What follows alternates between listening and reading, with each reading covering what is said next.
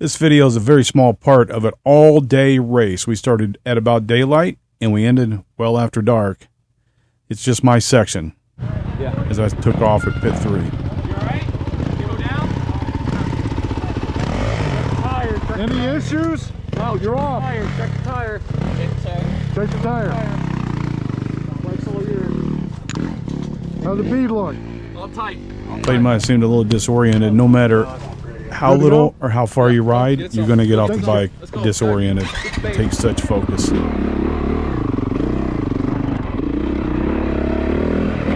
there's speed limit in the pits.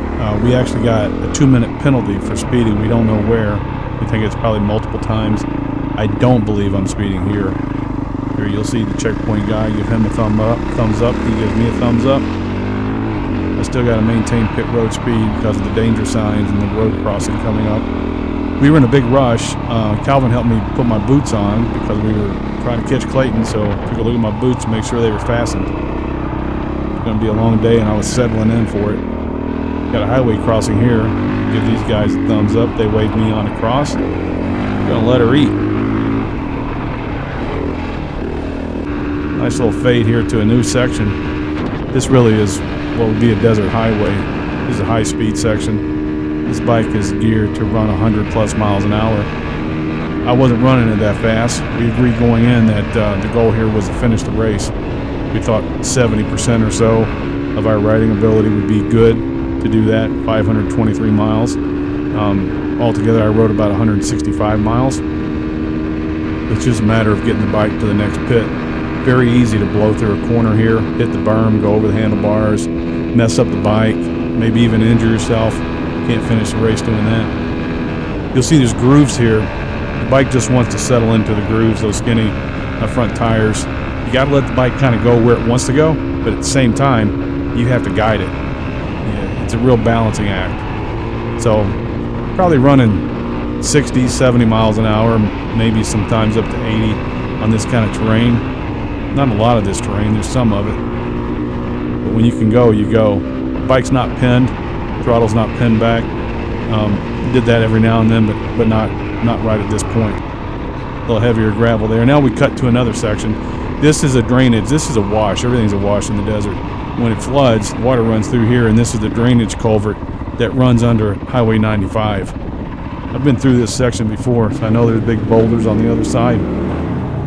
Took a look behind me, and I knew there was some quads coming. Very important here to finish a race. You don't want to dump the bike on these rocks, bust a radiator. I know those guys are there. I'm going to let them go. Unfortunately, I should have gone. This guy hangs up right here, and then this dirt bike gets ahead of me. This guy's going to just bulldog walk it down. And while this quad's stuck, a 3-wheeler comes along. Those guys are really crazy. I wouldn't ride one of those in the backyard. So we cut here about 4 or 5 miles later. Somehow I ran over a piece of fence wire. I thought the tire had blown out. We've had trouble with the interliner, the foam interliners. We've actually broken the bead on some tires, the steel bead, putting those on because it's very difficult. I thought the tire blew out. Got off and looked at it, and it's actually a wire, fence wire. Had run over it. It had collapsed the back fender. It wrapped around the wheel. That's the sprocket side. This race bike's got a kickstand, which came in very handy. Not only come in handy here, it came in handy in the next section when the wire had bent the sprocket. The sprocket ran against the chain guard that's on the bottom of the swing arm.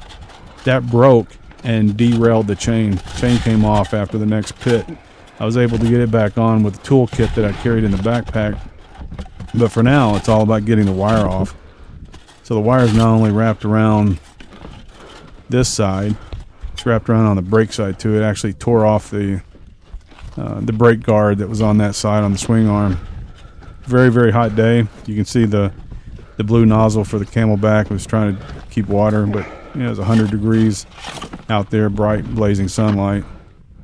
I eventually get all the wire off. I take half of it, stick it inside my chest protector, and take it back to show Calvin and Clayton what happened. I get it all out first. And then I got to nurse the bike 10 or 12 miles out from the pits, from the next pit here. Maybe a little bit farther, maybe closer to 20 miles.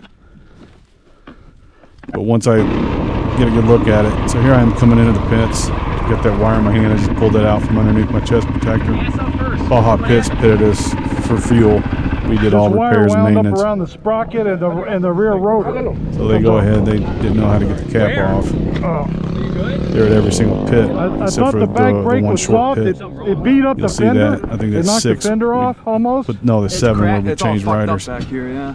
Calvin's taking a look at it I here. thought the tire blew out, and I pulled off, and the tire was on, and that wire was wound up on both sides. There was twice as much wire. Yeah, that's normal. That's normal. It's all right. A little. You gonna do some work on it? Yeah, push the There's stuff no here. room for it. What'd you do on it? It's just this. It's just the Let's just check. Make sure the brake line's good. I'm telling them what happens so that Calvin can assess the trouble. You can see the plastics are bent. He's going to end up taking his seat Yeah. off.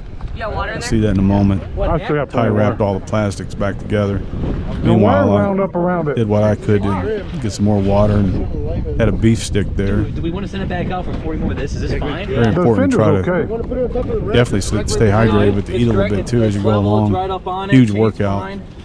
Thank you. 165 miles in doing those it. conditions. This had been about 40. Here's The a wire cut. hit my I'm explaining legs. it It to wrapped Clayton. around. I don't know what all it did. That was fucking out there. It might be kinked inside the bag.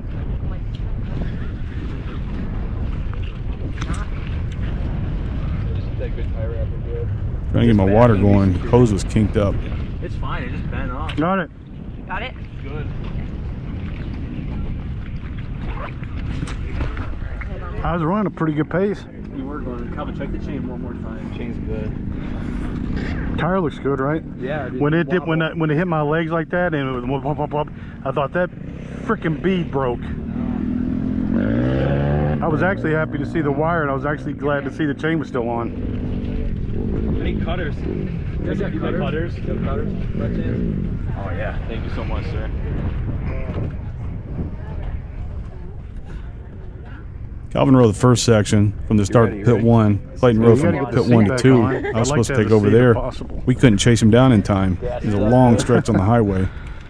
So Clayton ended up riding to pit 3. Thank you. And then I was going to ride from 2 to 6. Oh, I'm good. I ended I up was riding feeling from real 3 to good. 7. You're making good time. Bike's fine. I passed the dude, This is and only the nobody first. passed me till This is only that now happened. at pit 4. This is my first leg. I got 3 to go.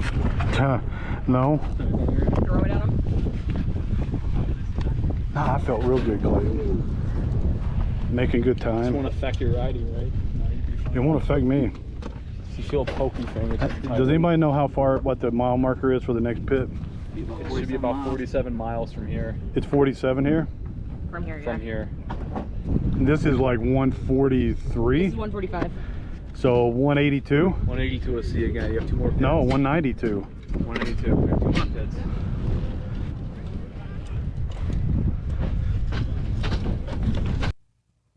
I turned the GoPro off there. Now I get to pit 5. In between these 2 pits is where that chain guard broke and the chain came off. I fixed that. We tightened it. Then in pit 6, we decided to change the tire. I came in. Calvin was ready to do that. He had told me he was going to take over here, but then he told me to stay on for another section, and he would get the tire changed. So it's changed, lubed up, tightened up. Calvin gives me the instructions to go try it out, see how it goes. I rode it pretty hard, and it felt pretty good. And Baja Pits fueled us up after we changed the tire. And I'm going to go out for my last section. Pretty grueling day. And then I get to 7. We fuel it up. Calvin gets on. I get off. That's all in my section for the day. We did finish. We didn't win the race, but we finished the race. We accepted the challenge, and we conquered it.